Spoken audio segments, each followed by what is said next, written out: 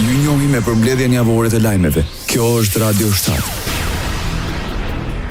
Izraeli dhe Hamasi arrin një marrëveshje armëpushimi dhe për lirimin e pengjeve. Kjo është faza e parë e planit presidenti amerikan Donald Trump për të dhënë fund luftës në Gaza. Vendimi vjen një ditë pas përvjetorit të dytë të sulmit vdekjeprurës të Hamasit, që shkaktoi mbi 1400 viktima civile izraelite në jug të vendit dhe me mijëra viktima në Gaza. Bisedimet me ndërmjetës në Egjipt sollën një marrëveshje për fazën fillestare të planit 20 pikësh të Donald Trump. Lajmi për marrëveshjen nxiti festë në Izrael, Gazë dhe më gjerë.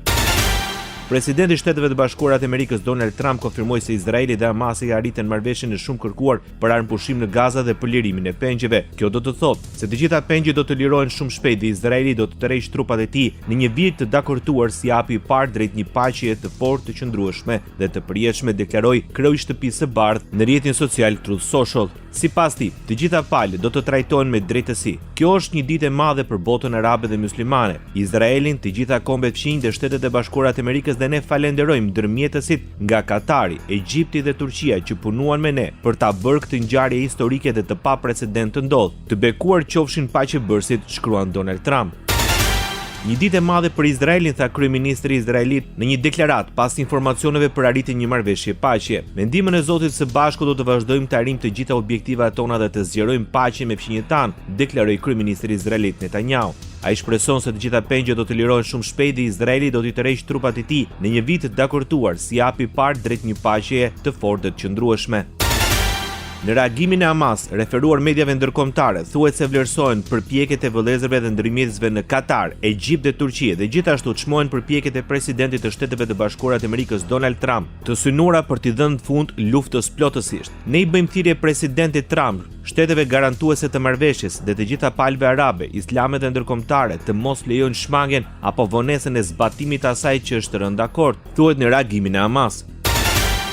Ushtria izraelite njoftoi se ka filluar përgatitje dhe ka vendosur një protokoll për të tërhequr së shpejti në vijën e fazës së parë të tërheqjes nga Gaza. Ushtria ka filluar përgatitjet operative për të zbatuar marrëveshjen e armëpushimit, thuhet në një deklaratë. Propozimi i armëpushimit të presidentit të Shteteve të Bashkuara të Amerikës Donald Trump përcakton që ushtria izraelite duhet të bëjë një tërheqje fillestare nga Gaza në vijën e bardhë, afërsisht 1.5 kilometra në pikën e saj më të ngushtë dhe 6.5 kilometra në pikën e saj më të gjerë nga vija e demarkacionit midis Gazës dhe Izraelit. Tërheqja duhet të ndodhë përpara së hënës ditës kur Trump njoftoi se milicitë e Hamasit do të dorëzojnë 48 pengje ende në duart e tyre.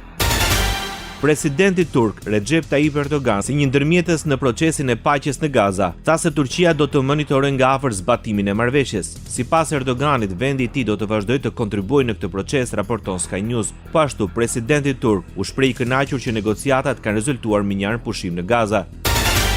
Krerët më të lartë të shteteve përshëndetën arritjen një marrëveshje paqe në Gaza. Profesuesja e lartë e Bashkimit Evropian, Kaja Kallas, përgëzoi arritjen e dakordësisë për fazën e parë të planit të paqes. Ajo e cilëson si një hap të madh drejt dhënies fund të luftës në këtë territor. Kjo është një arritje e madhe diplomatike dhe një mundësi reale për t'i dhënë fund një lufte shkatruese dhe për të liruar të gjitha pengjet. Bashkimi Evropian do të bëjë gjithçka që është e mundur për të mbështetur zbatimin e saj, tha Kaja Kallas. Kryeministri britanik Keir Starmer përshëndeti dakordsinë e arritur mes Hamasit dhe Izraelit për fazën e parë të planit të paqes në Gaza. Në një deklaratë për shtyp, Starmer tha se marrëveshja duhet të zbatohet plotësisht dhe pa vonesa dhe të shoqërohet gjithashtu dhe me heqjen e kufizimeve për ndihmat humanitare. This agreement must now be implemented in full, without delay, and be accompanied by the immediate lifting of all restrictions on life-saving humanitarian aid to Gaza. U bëjmë thirrje të gjitha palëve të përmbushin angazhimet që kanë marrë, të përfundojnë luftën dhe të ndërtojnë themelet për një fund të drejtë të qëndrueshëm të konfliktit dhe një rrugë të qëndrueshme drejt një paqeje afatgjatë, deklaroi kryeministri britanik. Radio 7, zëri pozitiv i qytetit.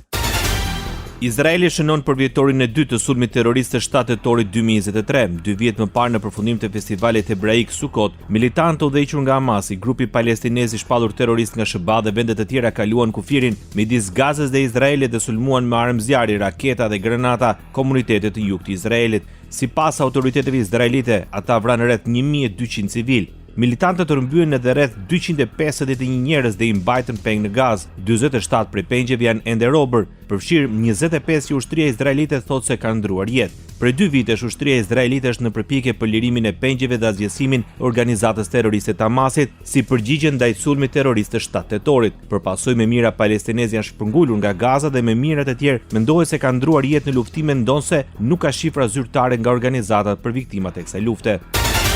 Grupi terrorist i Hamasit në 2 vjetorin e masakrës së 7 tetorit 2023 e quajti një ditë e lavdishme suksesi për popullin palestinez.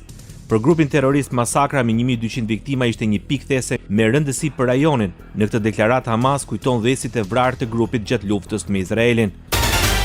Zëdhënësi i Ministrisë të Jashtme të Katarit paralajmëron se nëse Hamasi dorëzon pengjet izraelite, kjo do të nënkuptonte fundin e luftës. Në një deklaratë për gazetarët në Doha, zëdhënësi Mayet Al-Ansari shtoi gjithashtu se Izraeli duhet të kishte ndalur operacionet në Gaza në përputhje me planin e paqes së presidentit Donald Trump. Ne po presim rezultatet e negociatave në ditën e vijim lidhur me arpushimin, tha Ansari. Ai shtoi se kishte shumë detaje për të përcaktuar në planin me 20 pika të presidentit Donald Trump për hipjen e Gazës dhe se është shumë shpejt për të diskutuar të ardhmen e zyrës politike të Hamasit në Katar.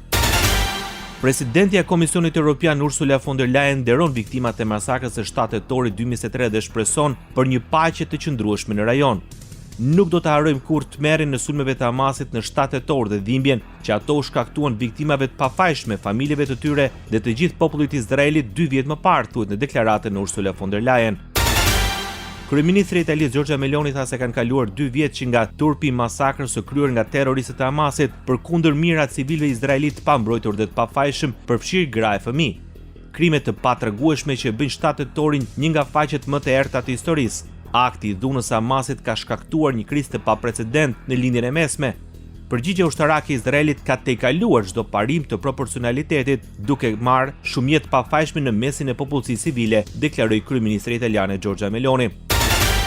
Kryeministri grek përmes rrjeteve sociale shkruan se këtë të martë ndalemi për të nderuar viktimat e terrorit. Qëndrojmë fort kundër urrëties dhe dhunës, ndërsa bisedimet përparojnë sipas planit të presidentit amerikan. Ne u bëjmë thirrje të gjitha palëve të veprojnë me guxim dhe përmbajtje drejt një armpushimit qëndrueshëm, lirimit të gjithë pengjeve dhe një të ardhmje paqe dhe sigurie për të gjithë, tha Kyriakos Mitsotakis. Në 2 vjetorin e sulmeve terroriste në Izrael, kryeministri suediz Ulf Kristersson shprehu keqardhje që nga 7 tetori hebrejt në Suedi kanë dëshmuar se ndihen të pasigurt në vendin e tyre. Mesazhi im është nuk ka vend për antisemitizëm në Suedi. Hebrejt në Suedi duhet të jenë në gjendje të mbajnë me krenariullin e Davidit, të vizitojnë sinagoga dhe të dërgojnë fëmijët e tyre në shkollat hebraike. Të gjithë hebrejt suedez duhet ta dinë se ne jemi në krahun tuaj, thuhet në reagimin e kryeministrit të Suedis. Reagimi vjen edhe pas sulmit në një sinagogë në Londër ku 2 persona jetën dhe 3 të tjerë u plagosën teksa një burr shkeli me makinë këmbësore dhe goditi me thik një roje sigurie në një sinagogë në një kohë që besimtarët po kremtonin një festë hebraike. Ndoqët për mbledhjen javore të lajmeve. Kjo është Radio 7, zëri pozitiv i qytetit.